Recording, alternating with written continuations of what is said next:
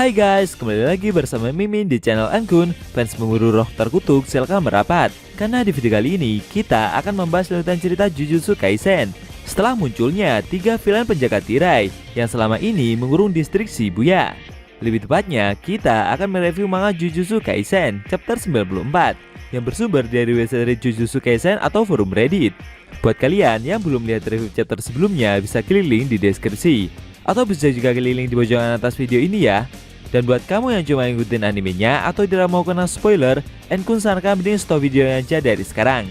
Nah, di chapter 94 ini, Yuji, Megumi, dan Ino mencari cara agar bisa masuk ke dalam tirai.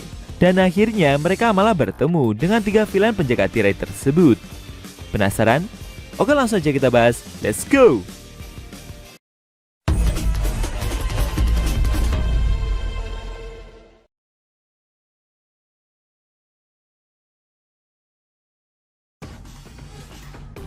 Judul chapter 94 kali ini adalah Insiden Shibuya bagian ke-12.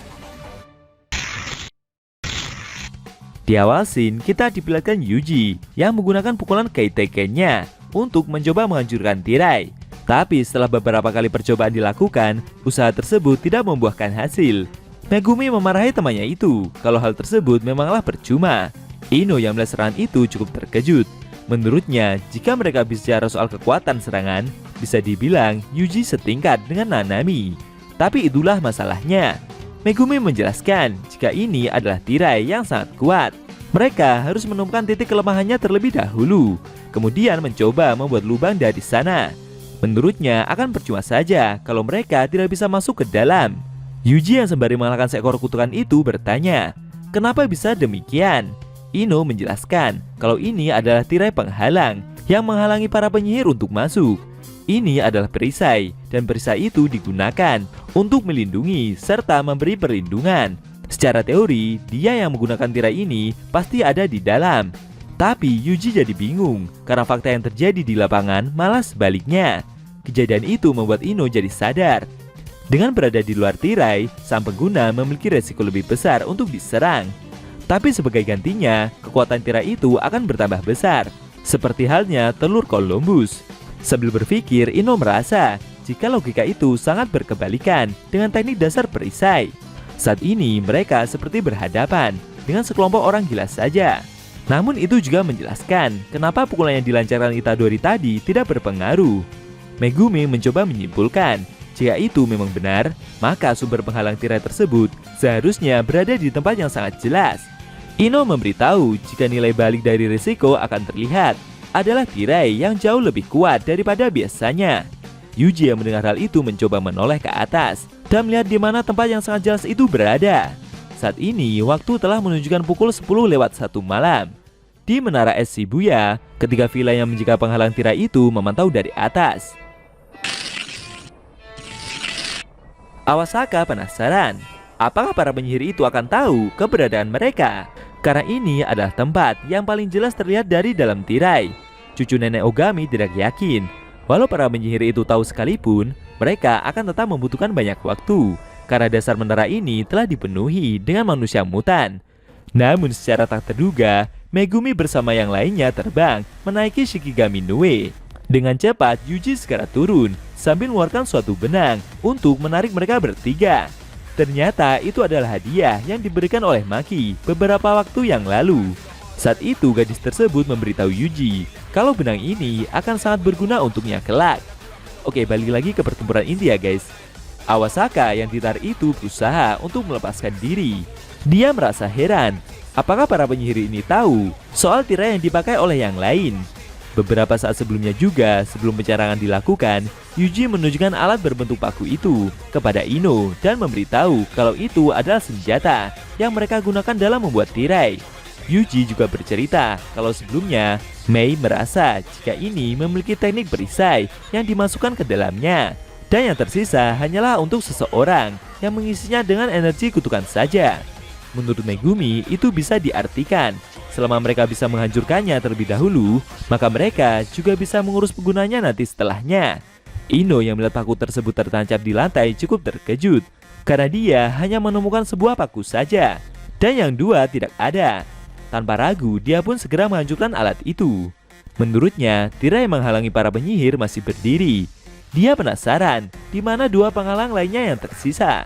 Di sisi lain, Awasaka yang masih melayang itu berencana untuk melancarkan serangan balik. Kejadian tersebut membuat Ino menyadari jika dua paku yang tersisa sedang dipegang oleh pria tua itu. Tapi belum sampai Awakasa melancarkan serangannya, dengan sigap Yuji segera mengikat pria tua itu menggunakan benang sebelumnya yang terhubung dengan burung Noe milik Megumi. Kejadian tersebut membuat Awasaka terkunci tidak bisa bergerak. Dia merasa jika gerakan yang pemuda itu lakukan begitu cepat. Awasaka sendiri menyadari jika Yuji berencana untuk menjatuhkannya dari lantai atas gedung. Benar saja, sambil mendarat dengan menabrak sebuah kaca gedung, penyihir itu meminta Megumi untuk menonaktifkan teknik kutukannya. Seketika Noe pun menghilang dan Yuji sendiri mendarat dengan selamat. Di atap gedung sendiri ada Ino yang berhadapan dengan nenek Ogami bersama cucunya. Sambil memakai topeng, Ino berkata kalau sekarang dia memimpin bocah-bocah itu. Menurutnya, dia sebaiknya mulai melakukan bagiannya dan meniti jalannya sendiri untuk menjadi penyihir tingkat 1. Di dasar gedung sendiri ada Yuji yang berhasil keluar dengan mengalahkan para mutan. Di sana juga ada Megumi yang memberitahu jika pria tersebut telah terjatuh. Namun menurutnya, dia sendiri juga tidak melihat ketika orang tersebut mendarat. Tubuhnya sendiri juga bersih, tidak ada luka sedikit pun. Tidak peduli walau orang itu pengguna kutukan, tapi barusan dia sudah jatuh dari ketinggian 41 lantai. Sambil mengambil kuda-kuda untuk bersiap menyerang, Megumi meminta orang tersebut untuk bangun sekarang juga. Di luar dugaan, meski sudah terjatuh dari ketinggian, Awasaka masih dapat bangkit tanpa terluka sedikit pun. Sambil berdiri dan mencoba melepaskan benang yang mengikatnya itu, dia merasa jika anak-anak zaman sekarang memang tidak punya rasa belas kasih kepada orang tua. Melihat orang itu tidak terluka, Yuji dan Megumi juga bersiap untuk melanjutkan pertempuran. Megumi meminta temannya itu untuk tidak menghabiskan waktu di sini. Yuji berkata kalau pertarungan mereka ini tidak akan berlangsung lama. Akhirnya pertarungan untuk menyelamatkan Gojo dimulai. Apakah Yuji dan Megumi akan dapat mengalahkan orang tua itu dengan cepat?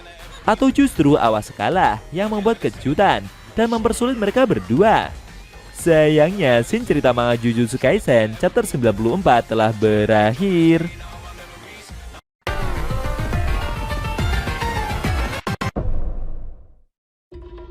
Nah, itu tadi review manga Jujutsu Kaisen chapter 94 yang isinya memperlihatkan Yuji dan Megumi yang bersiap melanjutkan pertarungannya melawan pria tua penjaga tirai yang bernama Awasaka. Sepertinya pria itu memiliki kekuatan di atas rata-rata, karena sebelumnya juga dia sudah dijatuhkan dari ketinggian lantai 41. Namun anehnya Awasaka tidak terluka sama sekali. Bagaimana menurut kamu? Jangan lupa tinggalkan komentar kalian ya. Kalau mau nonton review sebelum atau selanjutnya bisa klik link di deskripsi. Linknya udah mimin taruh di sana kok.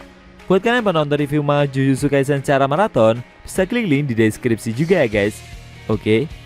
Tekan like kalau suka sama video ini dan dislike kalau nggak suka. Jika ada kata-kata dari NQ yang kurang pas, Anggun mohon maaf. Dan sampai bertemu di video review manga Jujutsu Kaisen selanjutnya.